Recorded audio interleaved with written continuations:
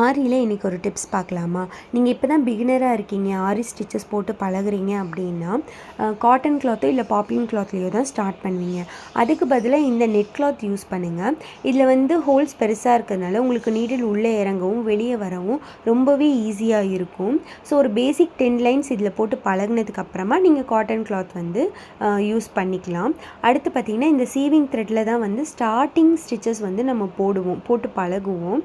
But இதுவுமே பார்த்திங்கன்னா பிசிறு வருது அண்டு கிளாத்தில் இருந்து நம்ம நீடில் எடுக்கும்போது கட் ஆகுது அப்படின்னு என்னோடய ஸ்டூடெண்ட் சொல்லிட்டு இருந்தாங்க. ஸோ அதுக்கு பதிலாக தான் நான் இந்த த்ரெட் எடுத்திருக்கேன். இது வந்து ஃப்ரெஞ்ச் நாட்டுக்கு நம்ம யூஸ் பண்ணுற ஜரி த்ரெட்டு. ஸோ இந்த த்ரெட்டு வந்து கொஞ்சம் ஸ்ட்ராங்காக இருக்கும். இது வந்து நம்ம செயின் ஸ்டிச் போடுற ஜரி த்ரெட் கிடையாது. இந்த ஜரி த்ரெட் பார்த்திங்கன்னா அதை விட தின்னாக இருக்கும், நல்ல ஸ்ட்ராங்காகவும் இருக்கும், ஈஸியாக அருந்து போகாது, பிசிறுமே வராது. அருந்தே போகாதுன்னு கிடையாது, ரொம்ப இழுத்திங்கன்னா கட் ஆக தான் செய்யும்.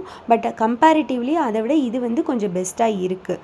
ஸோ இதை யூஸ் பண்ணி நீங்கள் பேசிக் ஸ்டிச்சஸ் போட்டு பழகுங்க, உங்களுக்கு ரொம்பவே ஈஸியாக இருக்கும். அண்ட் இதுக்கப்புறம் நம்மளோட சேனலில் நான் நிறைய ஆரி ஸ்டிச்சஸ் வந்து அப்லோட் பண்ண போகிறேன். ஆரி கற்றுக்கணும் அப்படின்னு நினைக்கிறவங்க நம்மளோட சேனலை ஃபாலோ பண்ணுங்கள், லைக் பண்ணுங்கள். Keep supporting. தேங்க்யூ.